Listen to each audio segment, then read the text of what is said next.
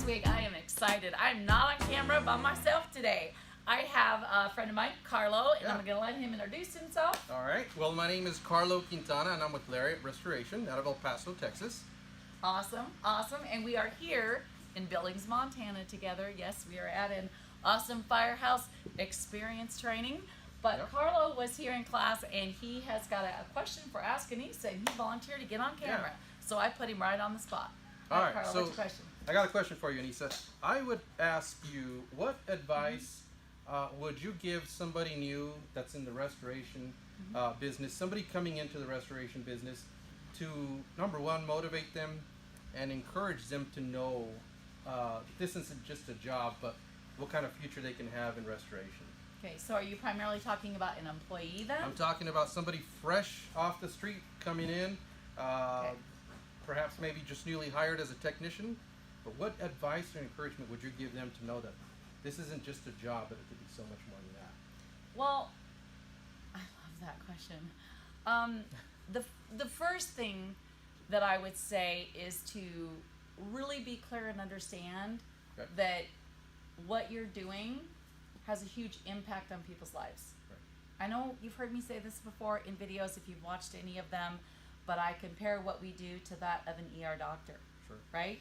You hope you never need us. Our clients aren't going, boy, I hope I get a fire in Annissa and Carlo show up. No, they don't want to have to need our service, but when they do, they are grateful that we're there. And think about this, Carlo, or all of you out there just getting started in the industry. What if you weren't in the industry? What if 100 of you weren't in the industry? What if 10,000 of you weren't in the industry? Who would they call? Where would they go for help? What if young men and women didn't go through high school and then spend 10 years in medical college and go Sure. crazy in debt to go in and be a doctor? What would we do when we have car accidents or we get sick? So you're needed. That'd be the first thing that I would do to hopefully encourage you to take that step and become part of this industry. Sure. The second thing that I would say is this is not just a job. This is a career. That's right. You can make a career of this. I started out in this industry 21 years ago as a bookkeeper.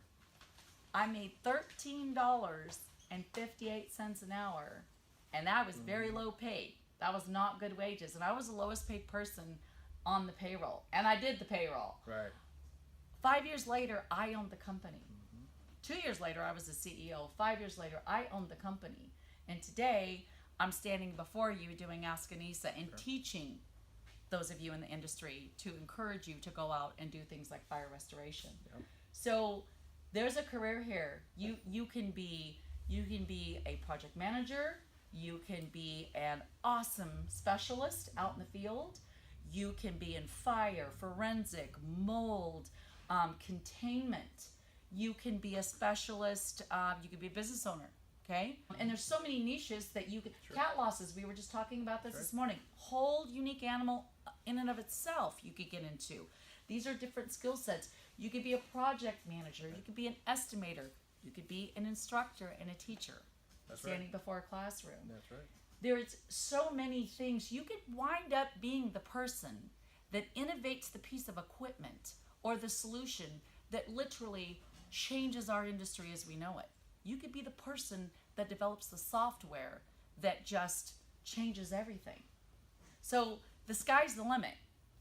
The sky's the limit in this industry. And we are in absolute need, constant need. I mean, 21 years I've been in this industry, and I don't think it's ever been greater the need for caring, well-trained, skilled people in this industry to do this work. Look, our losses, fires keep happening more and more. We build more and more houses, more and more floods happen, more and more cat losses, more and more weather events. And we don't have enough people now, and that's growing. So our industry needs to grow at that same pace, and we need people that are in it for the right reason, and all they want to do is to be a part of a community that serves others. So if that's you, I would greatly encourage you to take a look at this industry and find the part in it that you can get passionate about.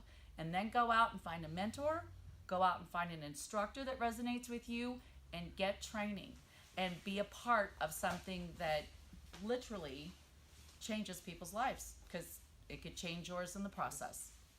That's amazing. In fact, you even mentioned some things that I wasn't even thinking, but that's a wonderful answer. Thank you. Awesome. Thank you so Oh, much. thank you, Carla. Thanks for All being right. on Ask Annissa. I love it when I'm not on Absolutely. camera by myself.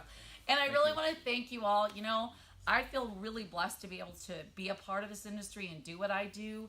And I'm grateful that so many of you thank me and love the videos, because that's why I do it. I'm doing it so that I can serve my community better. So, on that note, be a part of it all. Send me your questions, Annissa@firehouseeducation.com.